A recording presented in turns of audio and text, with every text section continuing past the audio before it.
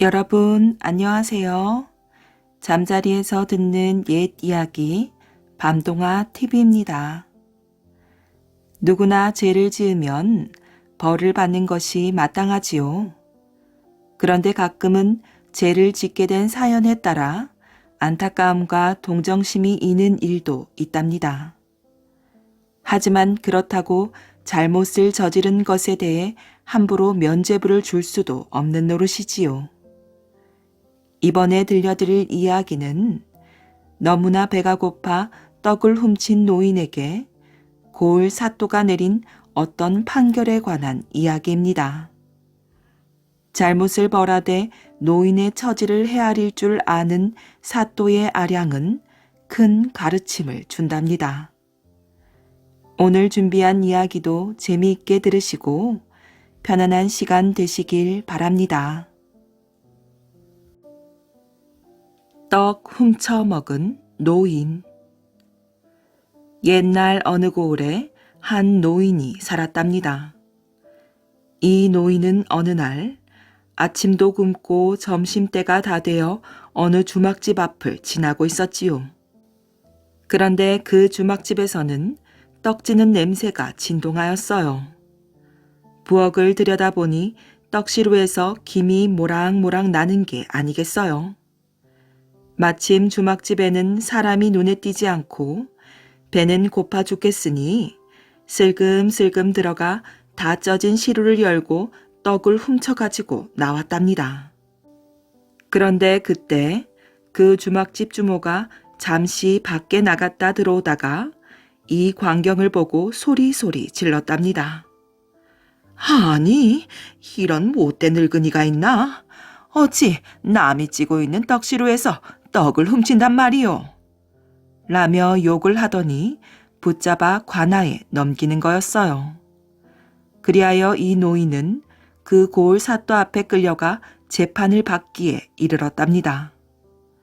사또가 이 노인에게 그대는 어찌하여 남의 부엌에 들어가 찌고 있는 떡을 훔쳤는고? 라고 추궁하자 노인은 눈물을 글썽이며 말하는 것이었어요. 사또나리 잘못했습니다. 소인이 아침을 굶고 그 주막집 앞을 막 지나가다가 어찌나 맛있는 냄새가 나던지 소인도 모르게 들어가 그런 짓을 저질렀습니다. 용서하여 주시옵소서. 그러니 이 말을 들은 사또는 마음이 아팠어요. 하지만 그렇다고 남의 물건을 훔친 노인을 그대로 방면할 수도 없었답니다. 그래서 사또는 여보시게 그대의 처지가 딱하긴 하나 법을 어기고 남의 물건을 훔쳤으니 벌을 면할 수는 없는 노릇이네. 벌금 5냥을 내면 풀어주겠노라. 라고 판결을 내렸답니다. 하지만 땡전 한 푼 없는 이 노인이 어디서 단량을 구할 수가 있겠어요. 그래서 꼼짝없이 옥에 갇히게 되었는데 사또가 자기 주머니에서 돈 단량을 꺼내주는 것이었어요. 그리고 말하기를 자, 이것으로 벌금을 내고 가되 다시는 이런 짓을 하면 안 될 것이네. 라고 하는 것이었지요. 그러자 이를 본 주막집 주모도 받아야 할 떡값 한 냥을 받지 않겠다고 하였답니다. 그리고 나서 사또는 여러 관속을 향하여 이렇게 말하였어요. 자, 우리 모두가 이 노인이 떡을 훔치지 않으면 안 될 이 고을에 살고 있다. 이것은 분명 우리에게도 책임이 있으니 다 같이 벌금을 내야 하지 않겠는가? 사또의 말을 듣자 모두들 주머니에서 한두 냥씩을 꺼내어 이 노인에게 주는 게 아니겠어요. 그리하여 이 노인은 30여냥이라는 돈을 손에 쥐고 동원을 나왔다고 한답니다. 많은 이익을 얻는 방법. 조선 최고의 부자로는 평안도 의주에서 인삼무역을 했던 임상옥을 둘 수 있답니다. 그의 재산이 얼마나 많은지 그의 점포에는 회계를 보는 사람들만 해도 70명이 넘었지요.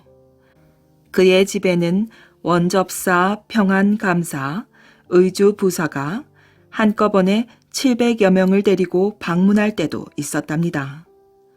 이때 임상옥은 그들 한 사람 앞에 한 상씩 정성스럽게 음식을 차려주었어요. 그 정도로 집안의 규모와 재력이 상당하였지요. 임상옥은 재산을 쓰는데 결코 인색하지 않았답니다. 백성들을 위한 일에는 과감히 재산을 썼지요. 많은 돈을 들여 다리를 만들어서 교통을 편리하게 했고 1,000석의 쌀을 내놓아 성을 쌓는 데 도움을 주기도 하였답니다. 어느 날 3명의 장사꾼이 임상옥을 찾아왔어요. 저희가 장사를 하려고 합니다. 돈을 좀 빌려주십시오. 내가 그대들의 무엇을 보고 돈을 빌려주겠는가? 그러자 3사람은 잠시 임상옥의 눈치를 살폈답니다. 자, 이제부터 내가 그대들을 얼마나 믿을 수 있는지 시험해 보겠네. 지금 당장 3사람 모두에게 돈을 한 양씩 줄 터이니 닷새 동안 어떻게 해서든지 이윤을 남겨오게. 남겨오는 이윤에 따라서 빌릴 수 있는 금액이 다를 것이네. 임상옥은 3사람에게 한 양씩 주어 보냈어요. 닷새 후에 3사람이 돌아왔지요. 저는 한 양으로 집신을 사서 팔아 이윤을 2냥 남겼습니다. 저는 마침 연날리기 철이라 대나무와 창호지를 사다가 종이연을 만들어 팔았습니다. 그래서 5냥을 벌었지요. 저는 한 양으로 고을 원님께 절간에서 공부할 비용을 대달라는 글을 써올리고 10냥을 받았습니다. 이 소리를 들은 임상옥은 믿을 수 있는 정도에 따라 금액을 달리해서 빌려주었어요. 집신을 팔아서 이윤을 남긴 사람에게는 100냥을, 대목을 노려 종이연을 판 사람은 200냥을 주었지요. 그리고 고을 원님께 글을 써서 10냥을 얻은 이에게는 1000냥을 빌려주었답니다. 그리고 3사람 모두에게 1년 후에 빚을 갚으라고 하였지요. 1년 후에 집신 장사를 한 사람과 연을 만들어 판 사람은 돌아왔지만 나머지 한 사람은 나타나지 않았어요. 다시 6년이 지난 후에 마지막 사람이 나타났답니다. 그는 그 돈으로 인삼 씨앗을 사서 태백산 속에 들어가 씨를 뿌렸지요. 그리고 6년의 기다림 끝에 인삼을 수확하여 10만 양의 거금을 벌어 돌아왔답니다. 임상옥은 3사람을 이렇게 평가하였어요. 집신을 만들어 판 사람은 하루를 벌어 하루를 사는 장사꾼이고 종이연을 만들어 판 사람은 때를 살필 줄 아는 작은 상인이라고 할 수 있다. 그런데 씨앗을 뿌린 상인은 때를 기다릴 줄 아는 마음과 상업의 근본을 보는 눈을 가진 큰 인물이다. 임상옥은 그 당시에 상품 가치가 뛰어난 인삼을 중국에 수출하여 큰 재산을 모았답니다. 그가 처음부터 큰 부자였던 것은 아니었지요. 아버지가 빚을 많이 져서 어렸을 때는 고생을 많이 했답니다. 그러나 그에게는 눈앞의 이익보다 인내심을 갖고 때를 기다릴 줄 아는 능력이 있었지요. 실제로 젊은 날에 이런 일도 있었답니다. 임상옥이 북경에서 인삼을 팔 때 가격을 올리기 위해 인삼을 독점하고 있었지요. 이에 불만을 품고 있던 중국 상인들은 인삼의 가격을 떨어뜨리기 위해 임상옥의 인삼을 사지 말자고 약속하였어요. 그러면 임상옥이 본전이라도 찾기 위해 인삼을 싸게 팔 것이라고 생각한 것이지요. 그러나 임상옥은 중국 상인들의 속셈을 알고 눈 하나 깜짝하지 않았답니다. 귀국할 날이 되자 임상옥은 큰 결단을 내렸어요. 여봐라, 당장 모든 인삼을 가져오너라. 그리고 인삼 꾸러미를 마당 한가운데에 놓고 불을 붙여 태우기 시작했답니다. 이 소식을 들은 중국 상인들은 깜짝 놀랐어요. 인삼이 필요한 그들도 손해를 보아야 했으니까요. 제발 이러지 말고 지금이라도 우리에게 인삼을 파시오. 헐값에 팔 수는 없으니 태우게 놔두십시오. 임상옥은 눈 하나 깜짝하지 않고 이야기했어요. 그러자 마음이 급해진 중국 상인들은 너도 나도 인삼 가격을 높여 부르기 시작했답니다. 인삼 값은 어느새 10배나 껑충 뛰어올랐지요. 임상옥은 그제야 못 이기는 척 인삼을 팔아 큰 이윤을 남길 수 있었답니다. 산도 옮기는 집념.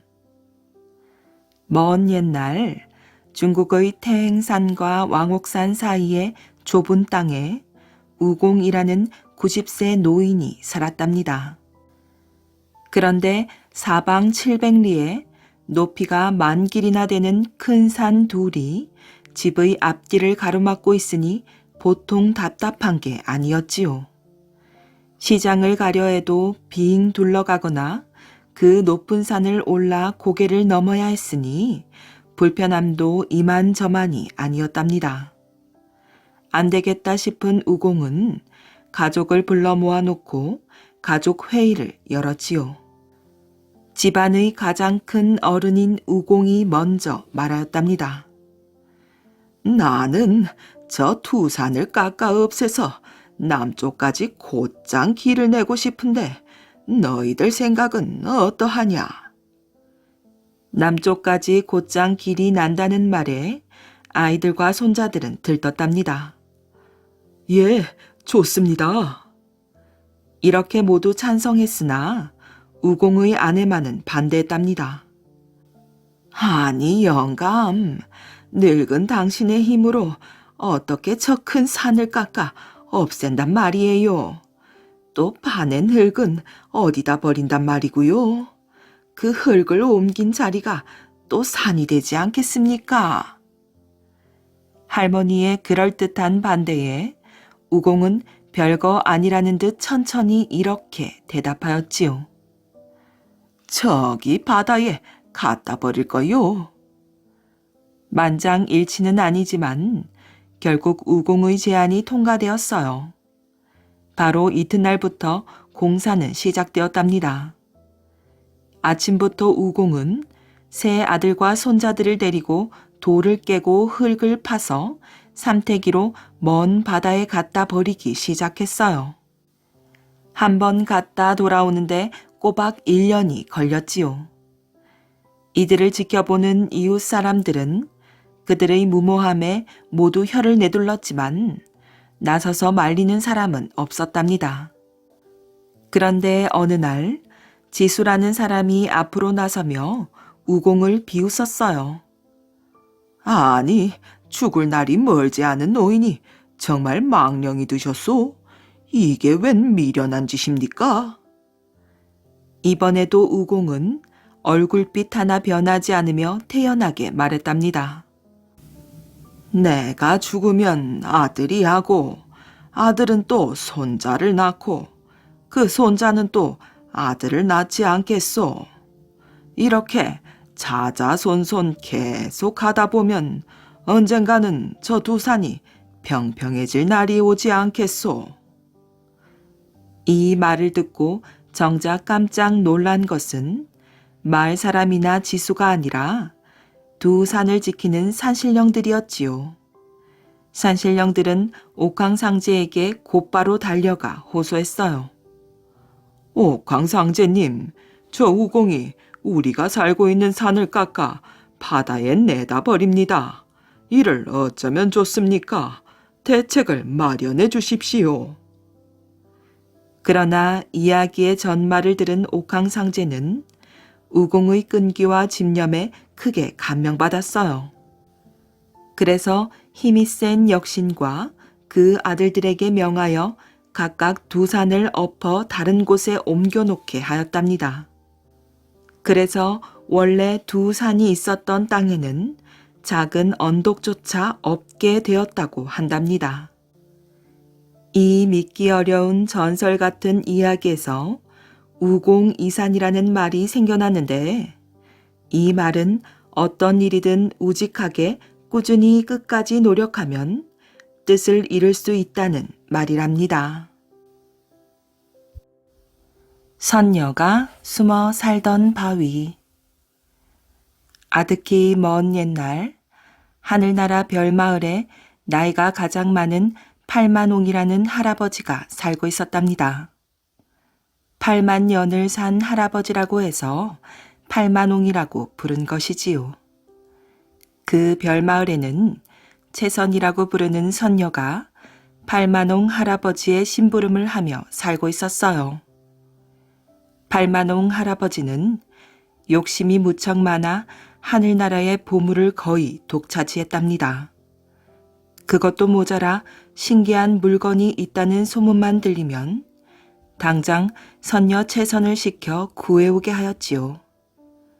별마을에 가서 따끈한 불돌도 주워 오게 하고 달마을의 개수나무 숲속에서 개수 열매도 따오게 했답니다. 얼마 전에는 아주 멀고 추운 얼음별에 가서 투명한 얼음 거울을 구해오기도 하였지요. 그 덕에 채선은 하늘나라 어디든 안 가본 데가 별로 없었답니다. 어느 날 팔만옹 할아버지가 채선을 불렀답니다.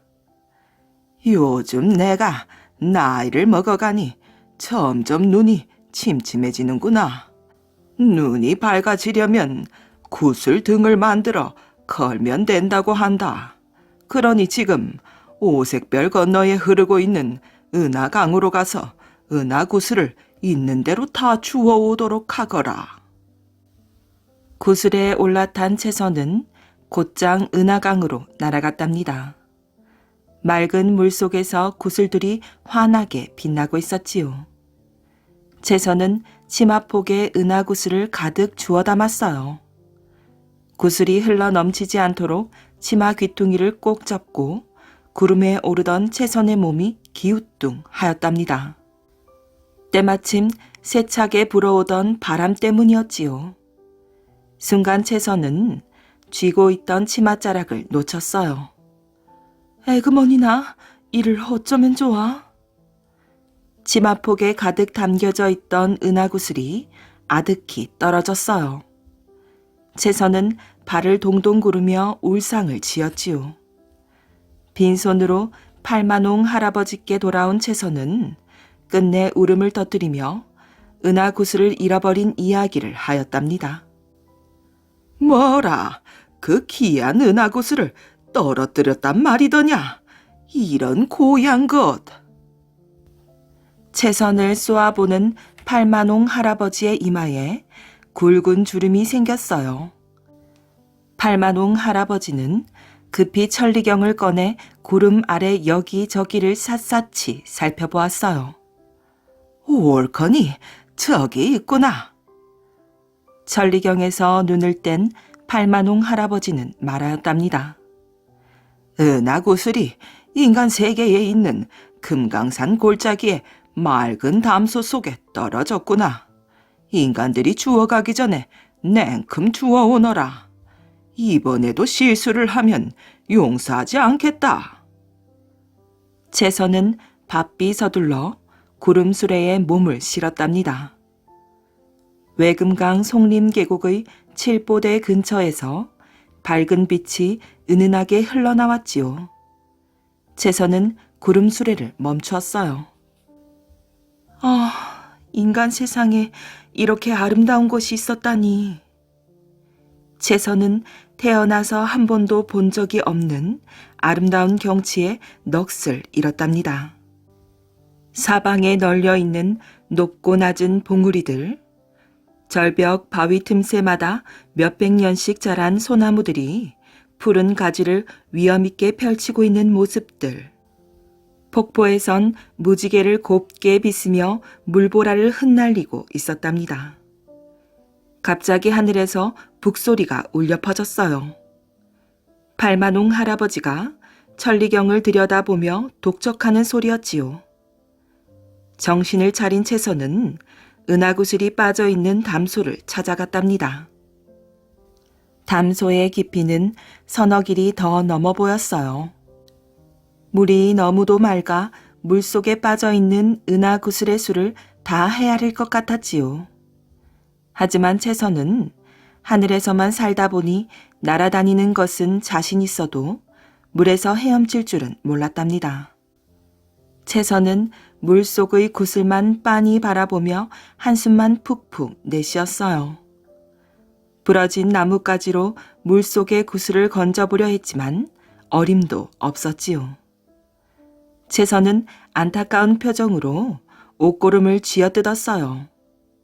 하늘에서는 화난 듯 계속 북소리가 울렸답니다. 채선은 목가에 주저앉아 얼굴을 감싸고 흐느껴 울었어요. 구슬을 보고도 줍지 못하는 자신이 원망스럽고 팔만홍 할아버지께 혼날 일을 생각하니 설움이 복받쳐 올랐던 것이지요. 무슨 일이십니까? 그때 지게를 찐 왼 총각이 채선의 곁으로 성큼성큼 다가오며 물었답니다. 채선은 흠칫 놀라며 일어섰어요. 태어나서 처음으로 보는 사람이었기에 더러 겁이 났지요. 더구나 물에 빠져있는 은하구슬을 탐내어 건져갈까 조마조마 하였답니다.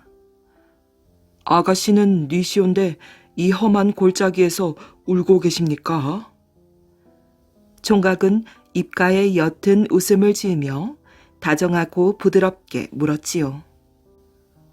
총각의 말투에 안심을 한 채선은 무서움을 잊고 사정을 이야기했답니다. 저는 사실 하늘나라 별마을에서 온 채선이라는 선녀입니다. 그런데 저 은하구슬을 실수로... 채선은 손가락으로 물속의 은하구슬을 가리켰어요. 선녀 아가씨, 걱정 마십시오. 내가 구슬을 건져 드릴 테니 저 바위 위에 올라가 잠깐만 기다리시오.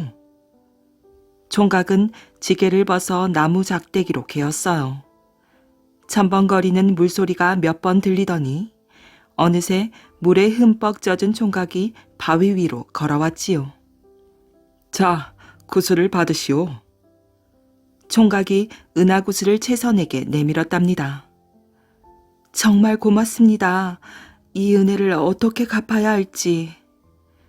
별일이 아닌데요. 그나저나 구슬을 찾아서 다행입니다. 채선의 얼굴은 금세 기쁨으로 환하게 피어올랐어요. 기뻐하는 채선을 보며 총각은 머리를 긁적이며 웃어 보였지요. 채선이도 총각의 얼굴을 보며 다소곳이 웃었답니다. 둥, 둥, 둥, 둥. 하늘에서 팔만홍 할아버지의 북소리가 더욱 요란하게 들려왔어요. 채선은 마음이 급했지만 선뜻 발길이 떨어지지 않았지요. 짧은 만남이었지만 헤어지자니 너무나 마음이 허전하고 안타까웠어요. 하늘에서 북소리가 또다시 들려왔답니다. 채선은 놀라며 구름수레에 탔어요. 그리고는 떠오르는 구름수레 위에서 손을 흔들며 외쳤답니다. 부디 안녕히 계세요. 잘 가요, 선녀 아가씨. 다정한 말 한마디 제대로 나눠보지 못하고 떠나야 하는 채선은 눈물이 핑 돌았답니다.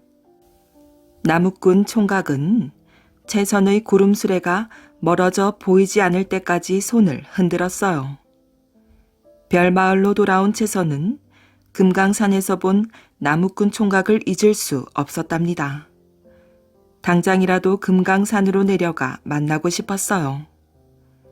가슴 속에 하염없이 솟아오르는 그리움은 날이 갈수록 더했지요. 밤마다 총각과 만나 재미있게 지내는 꿈을 꾸었답니다. 채선은 팔만홍 할아버지께 나무꾼 총각에 대한 자신의 마음을 몇 번이고 말할까 망설였어요. 하지만 끝내 말할 용기가 나지 않았지요. 날벼락이 떨어질 게 뻔했기 때문이에요. 그러던 어느 날 기회가 왔답니다. 팔만홍 할아버지가 달마을 개수 할아버지의 생일 잔치에 초대받아 먼 길을 떠나게 되었지요. 최선희는 팔만홍 할아버지가 떠나자마자 구름 수레를 타고 금강산으로 내려왔어요. 총각을 만날 생각에 채선은 가슴이 쿵쿵 뛰었답니다. 나무 한 짐 가득 지고 내려오던 총각은 담소에서 채선을 다시 만났지요. 총각은 반가운 나머지 나무찜을 팽개쳐 놓고 채선이의 손을 덥석 잡았어요. 둘은 손을 꼭 잡고 서로의 얼굴을 말없이 쳐다보았지요. 두근거리는 심장의 고동 소리가 잡은 손을 통해 서로의 가슴에 전해져 오는 듯했어요. 저도 이 금강산에서 살고 싶어요. 그게 정말입니까? 채선의 말에 나무꾼은 너무도 기쁘고 행복했지요. 하지만 하루 이틀 날이 지날수록 채선은 늘 불안한 생각이 들었어요. 그럴 때면 은하구슬을 떨고 왔던 담소 옆 바위 뒤에 몸을 웅크리고 숨었답니다. 그곳은 팔만홍 할아버지가 천리경을 비춰도 찾을 수 없는 곳이었기 때문이지요. 그런 채선이 안타까웠던 나무꾼은 채선을 위해 나무 뒤에 아담한 집 한 채를 지었답니다. 두 사람은 밭을 일구어 농사도 지으며 행복한 날들을 보내었어요. 훗날 사람들은 채선이 내려와 숨어 살던 그 바위를 은선대라고 불렀지요. 숨을 은 신선 선자를 써서 붙인 이름이랍니다. 들어갈 때나 나갈 때나. 어디 맛있는 게 좀 없을까? 한 마리의 여우가 먹을 것을 찾아 여기저기 돌아다니다가 포도밭에 이르렀어요. 포도밭에는 잘 익은 포도가 주렁주렁 달려 있어서 보기만 해도 아주 먹음직스러웠지요. 옳지, 지키는 사람이 하나도 없구나. 오늘이야말로 마음껏 배를 두들기며 포도를 먹을 수 있겠구나. 며칠 동안 안 먹어도 거뜬할 만큼 많이 먹어둬야지. 여우는 포도밭 안으로 냉큼 들어가려고 했지만 울타리가 있어서 들어갈 수가 없었답니다. 울타리의 좁은 틈으로 들어가기에는 여우의 살찐 몸이 너무 뚱뚱했어요. 참, 달콤한 포도를 눈앞에 두고도 못 먹다니 좋은 수가 없을까? 여우는 포도를 먹을 궁리를 하기 시작했답니다. 옳거니 그렇게 하면 되겠구나. 한참을 생각하던 여우는 울타리 틈새를 통과할 수 있는 방법을 생각해냈어요. 내가 이 울타리 사이로 들어갈 수 없는 이유는 내가 너무 뚱뚱하기 때문이야. 그러니까 몸이 홀쭉해질 때까지 굶으면 될 게 아니야. 그럼 울타리 사이로 쏙 들어갈 수 있을 테니까 말이야. 마침내 사흘을 쫄쫄 굶은 여우는 빼빼 마른 몸이 되어 울타리 틈을 비집고 포도밭 안으로 들어갈 수가 있었답니다. 이야, 맛있다. 이런 멋진 세상이 있었다니 정말 꿈만 같은걸. 역시 나는 머리가 좋단 말이야. 그래서 이렇게 맛 좋은 포도를 실컷 먹는 거 아니겠어? 히히히.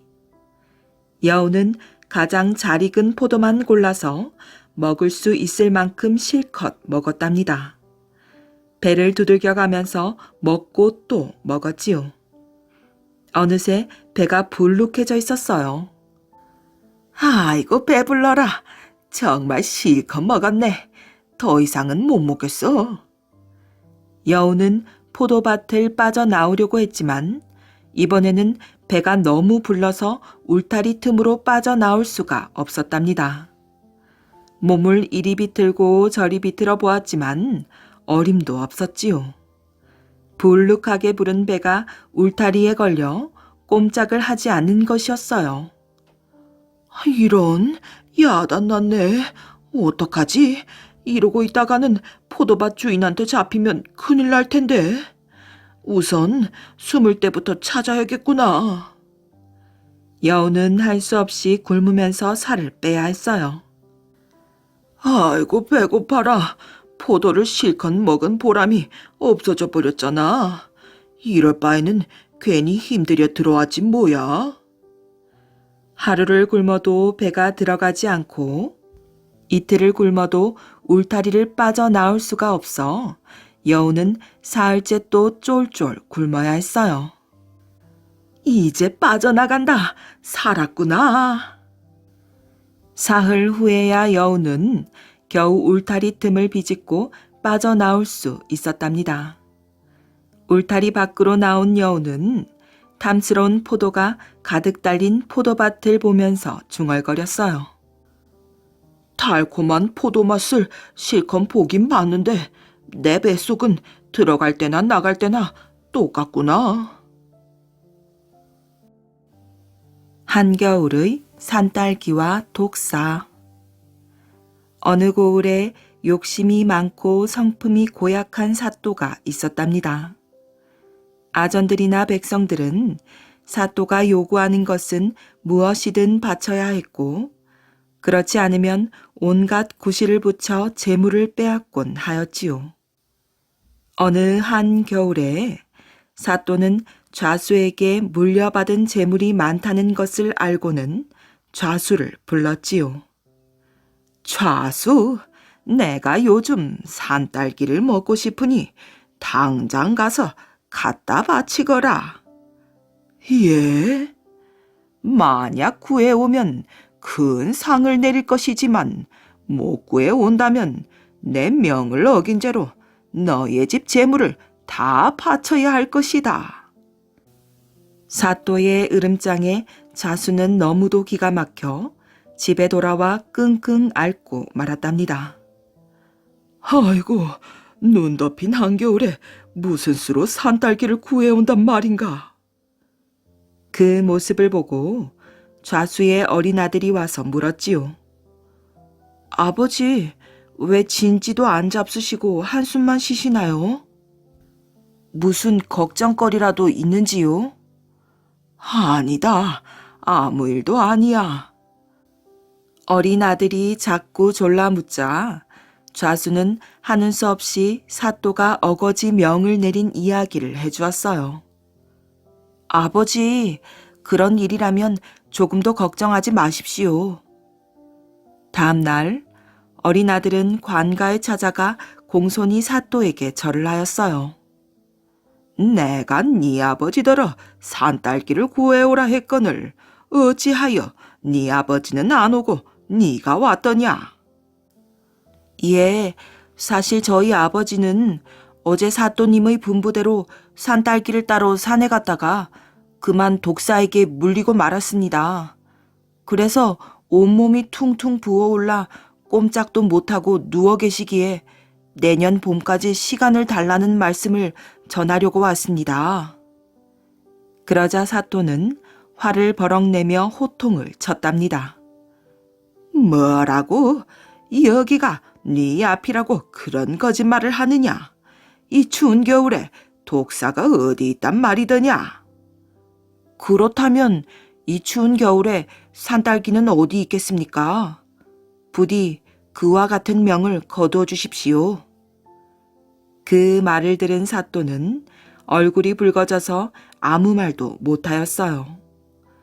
어린아이한테 망신을 당한 사또는 다시는 그런 요구를 하지 않았고 좌수는 아무 걱정 없이 잘 살게 되었답니다. 바보를 사랑한 평강공주. 고구려의 평강공주는 어릴 적 엄청난 울보였답니다.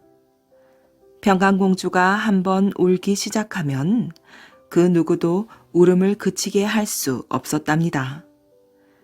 그날도 유모는 공주를 달래기 위해 온갖 방법을 다 써보았지요. 아무리 달래도 공주가 울음을 그치지 않자 유모는 하지 말아야 할 말을 하고 말았답니다. 지겨워. 무슨 계집애 울음이 이리도 질기담. 그러자 옆에서 시중을 들던 시녀들도 한마디씩 거들었지요. 장차 뭐가 되려는지 공주님 고집이 보통이 아니라니까. 이 다음에 시집이나 제대로 갈 수 있으려나? 평강공주의 아버지는 고구려의 제25대 평원왕이었어요.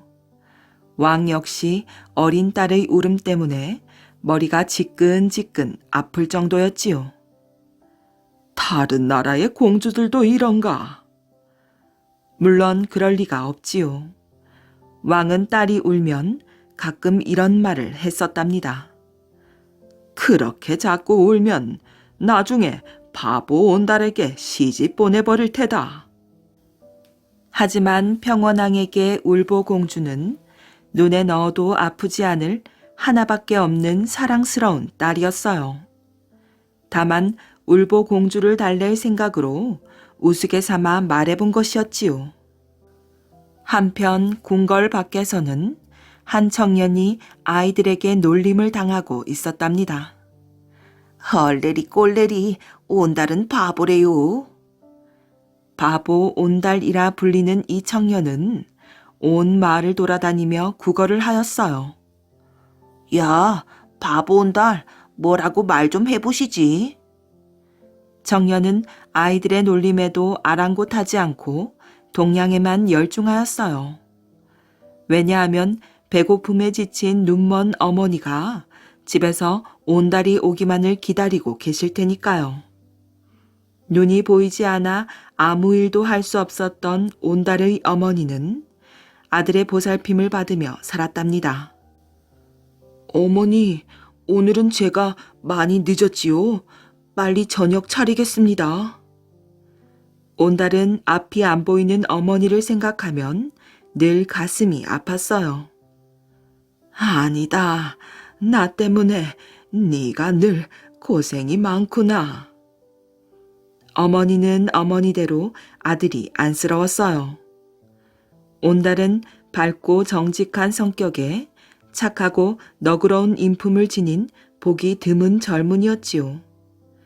그런데도 사람들은 그의 초라한 겉모습만 보고 바보라고 놀렸답니다. 어느덧 울보공주는 16살의 예쁜 아가씨로 자랐어요. 평원왕은 딸을 고구려에서 유명한 귀족 집안의 아들에게 시집 보내려고 하였답니다. 그러자 공주는 정색을 하며 말하였어요.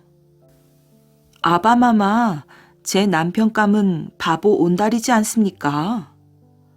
허허허, 그거야 네가 어릴 적에 하도 울어 농담을 한 것이란다. 아바마마, 그 옛날 저를 온달에게 시집 보내겠다고 하시더니 이제 와서 다른 말씀을 하십니까? 저는 온달에게 시집을 가겠습니다. 안 될 일이다. 절대로 너를 온달에게 시집 보낼 수는 없다. 옆에 있던 대신들도 하나같이 공주를 말렸답니다.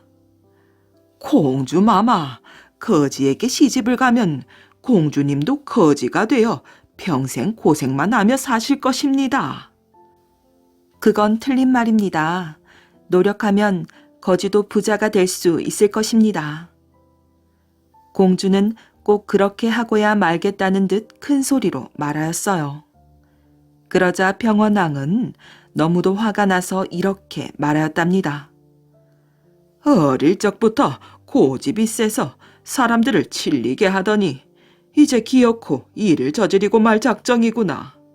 내 말에 따르지 않겠다면 너는 이미 내 딸이 아니니 가고 싶은 대로 가버리거라. 마침내 공주는 궁궐을 떠나기로 결심하였어요. 궁궐을 떠나는 공주 뒤에서 시녀들이 수군거렸지요. 얼마 지나지 않아 못 견디고 돌아오시겠지? 곧 고집 부린 걸 후회하실 것입니다. 평강공주는 온달을 찾아가 자신과 결혼해달라고 하였어요. 그러나 온달은 걱정이 앞섰지요. 곱게만 자란 공주가 과연 얼마나 버틸까 싶어서였어요. 하지만 공주는 꿋꿋했답니다. 온달님, 나는 당신이 바보가 아니라는 것을 알고 있습니다. 살림이 가난한 것은 둘이 노력하면 얼마든지 바꿀 수 있으리라 믿고 있어요. 그러자 온달의 어머니가 아들에게 말하였지요. 평강공주님은 다른 아가씨들과 다르단다. 부부가 함께 가난을 이겨내는 게 더 행복하다는 걸 아는 분이란다. 그리하여 마침내 평강공주는 바보 온달과 결혼을 하였답니다. 하루는 평강공주가 온달에게 말을 사오라고 시켰지요. 여보, 꼭 아무도 거들떠보지 않는 야위고 볼품없는 말을 사오도록 하십시오. 왜 볼품없는 말을 사오라는 거요?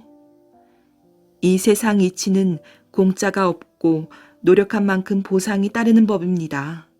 두고 보면 아실 것입니다. 온달은 아내가 시키는 대로 비실거리는 말을 사가지고 왔답니다. 공주는 그 말을 정성껏 길러 늠름한 말로 만들었어요. 그러던 어느 날이었지요. 여보, 이제는 당신이 변할 차례입니다. 이 말을 타고 무술을 배우고 익혀 꼭 멋진 장군이 되셔야 합니다. 매년 3월 3일은 나라에서 수렵 대회를 크게 열었어요. 수많은 사람들이 씩씩한 장수들을 구경하기 위해 사방에서 모여들었지요. 임금님이 기운이 없으신 것 같군. 공주님 때문인가? 사실 평원왕은 오늘 같은 잔칫날도 전혀 즐겁지가 않았답니다. 가난한 바보에게 시집가서 온갖 고생을 하고 있을 딸을 생각하니 마음이 아팠기 때문이지요. 그때 사람들이 웅성거리기 시작하였어요. 저 젊은 장수는 누구지? 실력이 대단하구먼.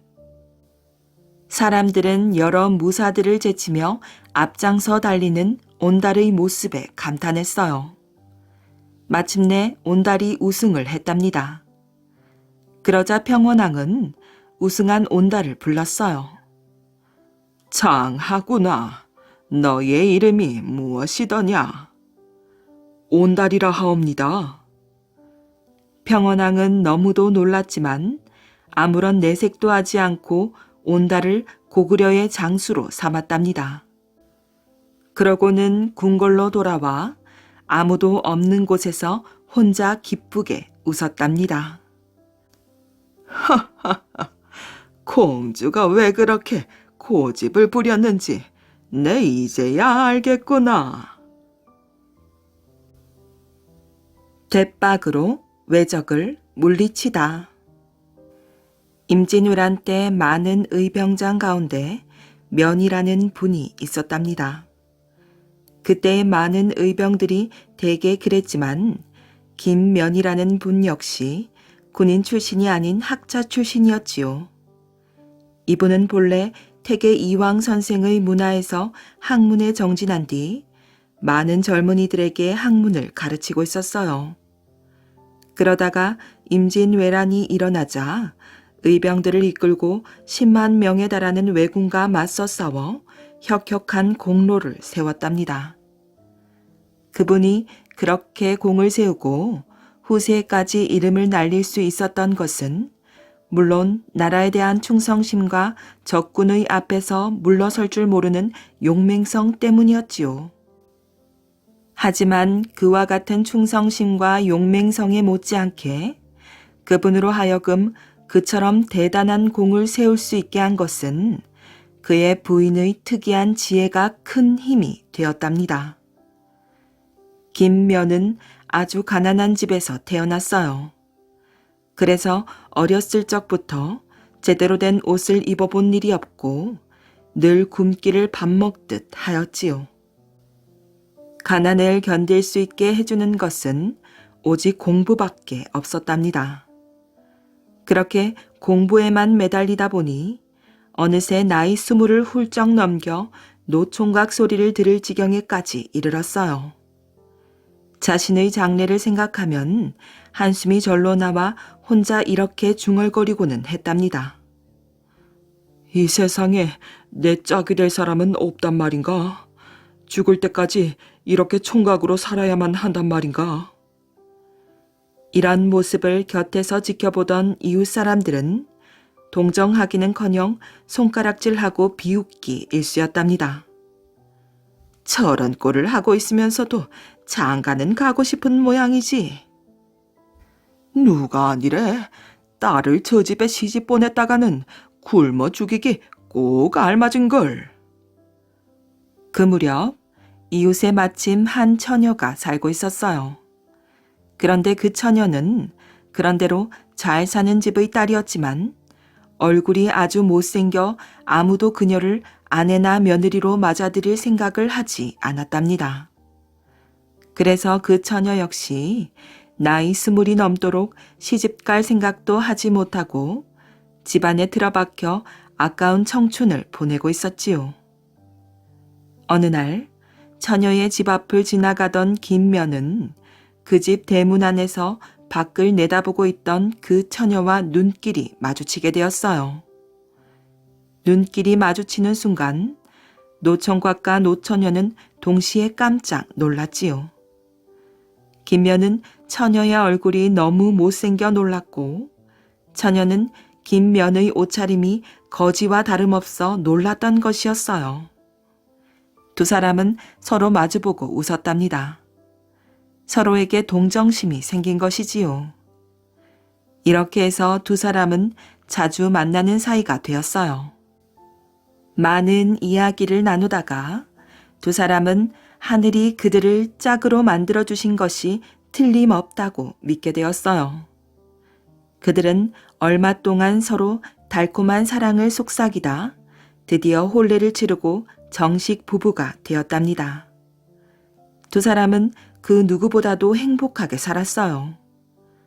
그 부인은 겉모습이 비록 그렇게 추하고 못생겼지만 옛날 제갈량의 부인 황씨 이상으로 지혜가 뛰어나고 꾀가 아주 많은 여인이었지요. 그래서 김면은 자기 아내로서 잘 보살폈을 뿐만 아니라 스승처럼 대접하고 떠받들어 주었답니다.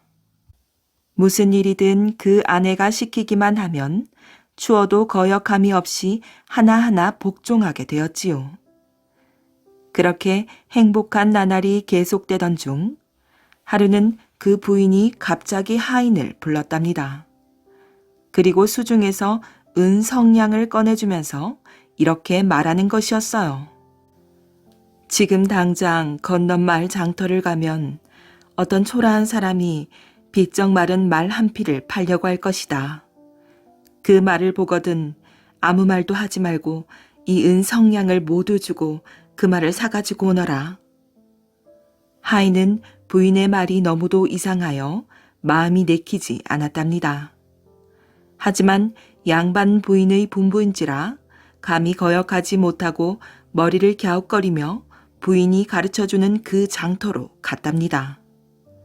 하인이 장터에 가서 비쩍 마른 말을 가진 사람을 찾느라 여기저기 기웃거리고 있으려니 과연 부인의 말대로 어떤 사람이 그런 말을 팔려고 기다리고 있었지요. 하인이 그 값을 물어보니 틀림없는 은성냥이었어요. 하인은 신기해하면서 그 말을 사가지고 집으로 돌아왔답니다. 부인은 크게 기뻐하며 바로 그날부터 자기 손으로 친히 말을 돌보기 시작하였어요. 잘 먹이면서 침도 놓아주고 뜸으로 떠주기도 하니 불과 한 달 사이에 뼈만 남고 앙상하던 말이 살이 찌고 튼튼해져서 누가 보든지 훌륭한 용마로 변하였답니다.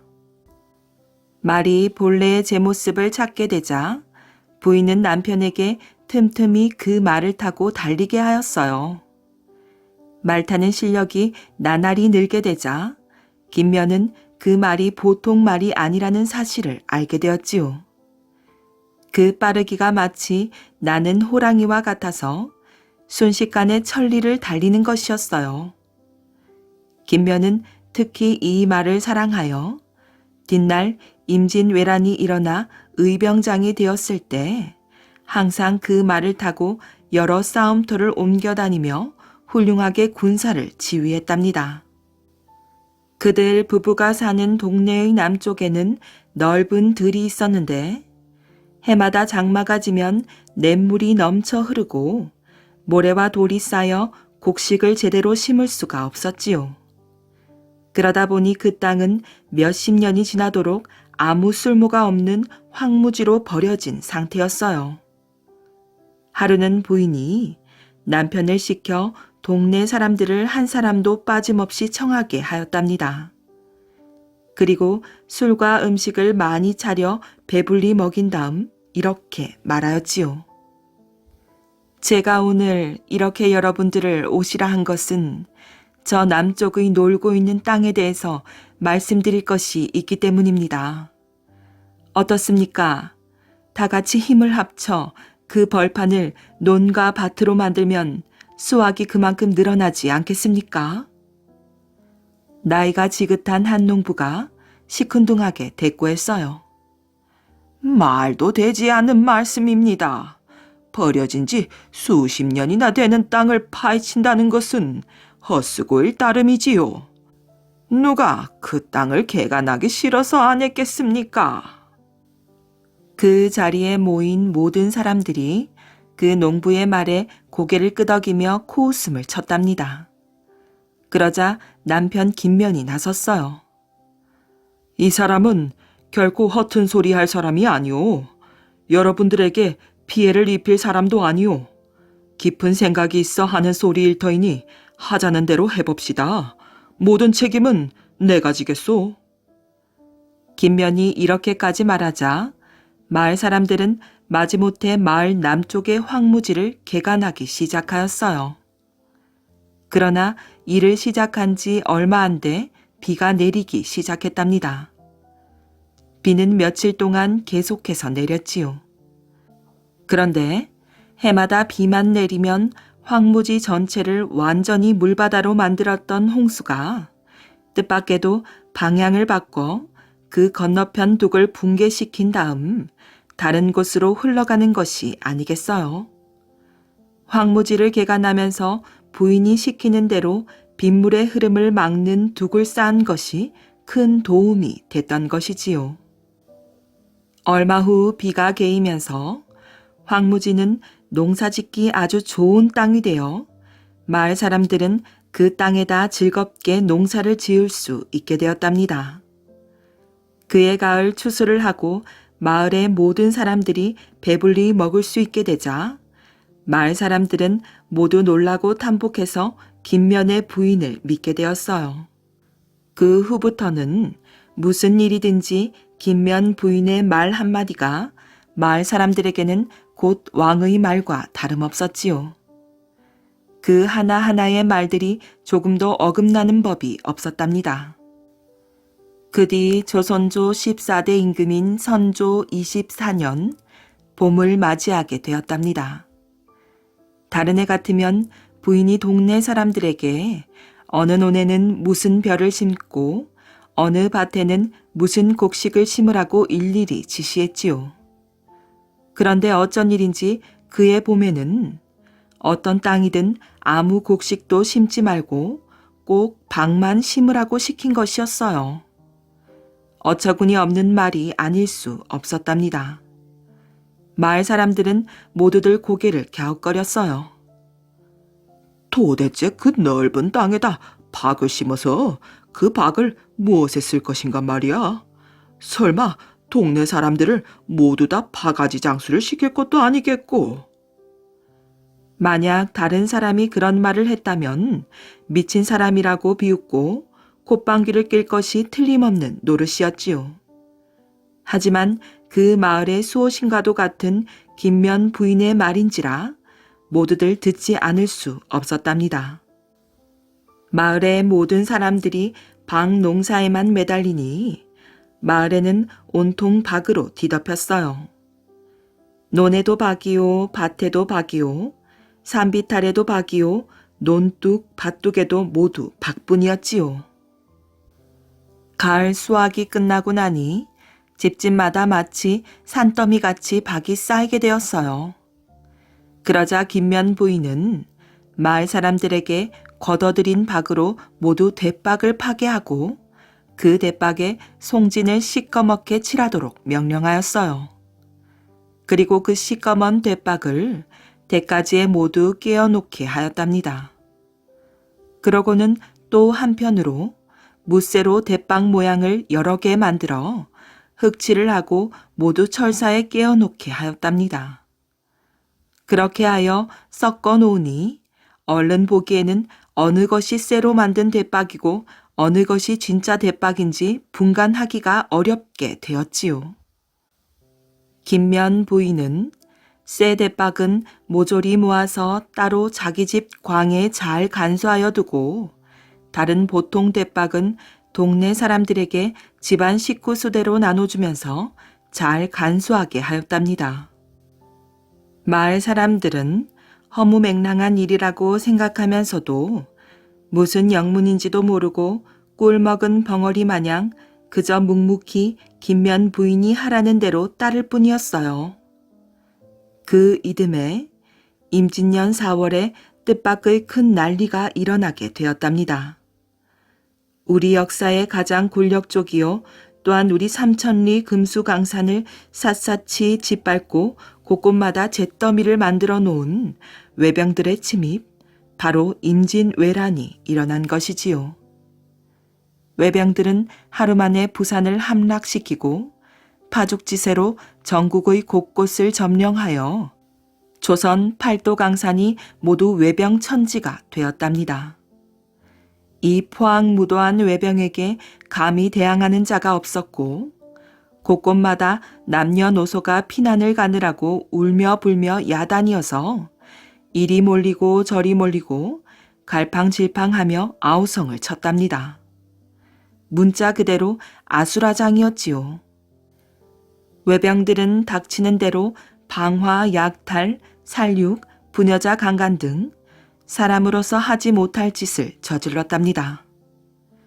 그 비참하던 광경은 차마 입으로는 물론 또한 글로도 쓸 수 없을 정도로 참혹하였지요. 바로 이럴 때 김면 부인은 동네 사람들을 모두 모아놓고 비장하게 말하였어요. 여러분, 지금 우리나라는 최대의 위기에 빠져 있습니다. 왜군이 물밀듯이 쳐들어와 조선 팔도가 모두 그 해를 입게 되었습니다. 누구나 동네 밖으로 한 발짝이라도 나가게 되면 모두 변을 당할 것이 틀림없습니다. 하지만 내 말을 잘 듣고 내가 하라는 대로 한다면 살아날 것입니다. 그러니 동네 여러분들은 한 사람도 흔들리지 말고 나의 명령을 따라 주십시오. 그렇게 말한 다음 부인은 그때서야 자기 집 헛간 속에 감춰두었던 쇠 대박을 꺼내 동구박 적병이 들어오는 길가에다 벌려놓게 하였어요. 그러고 나서 동네 사람들에게 모두 진짜 대박을 머리에 쓰게 해서 동구밖에 진을 치게 하고 적병이 오기를 기다렸답니다. 며칠 뒤 외병들은 과연 그 동네 앞을 지나가다가 그곳이 100여 호나 되는 대촌인 것을 보고 습격하려고 물밀듯이 떼를 지어 그 동네로 쳐들어왔지요. 그러나 들어오다가 동구 밖에서 수많은 쇠 대박들이 놓여져 있는 것을 보고 이상히 여겨 들어보니 무게가 450근이나 되어 감히 아무도 번쩍 들지를 못하였어요. 그러는 순간 벼랑간 동구박 산 밑에서 북소리가 요란하게 나더니 무려 5, 600명에 이르는 사람들이 일제히 고함을 지르며 자기네들이 들어본 쇠대박과 똑같은 대박을 쓰고 내다르니 외적들은 크게 놀라며 뿔뿔이 흩어졌답니다. 여기는 모두 장사들만 사는 곳이니 침범했다가는 한 사람도 살기 어려울 것이다. 어서 빨리 도망가도록 하자. 빨리빨리. 외병들은 저마다 도망치기에 바빴어요. 김면이 그 기회를 타서 외병들의 뒤를 추격하여 공격하니 여기서 외적들은 크게 패하고 말았답니다. 부인은 그 후 더욱 동네 사람들을 독려하여 적군을 방어하게 하였고 또 한편으로는 남편 김면을 독려하여 의병을 일으키게 했던 것이지요. 그때 다른 동네 마을은 모두 적군에게 화를 입었으나 유독 그 동네만은 8년 동안이라는 긴 난리에도 아무런 화를 입지 않고 온건하게 난리를 잘 피했지요. 남편 김면도 또한 의병 대장으로 활약하면서 여러 번 큰 공을 세웠답니다.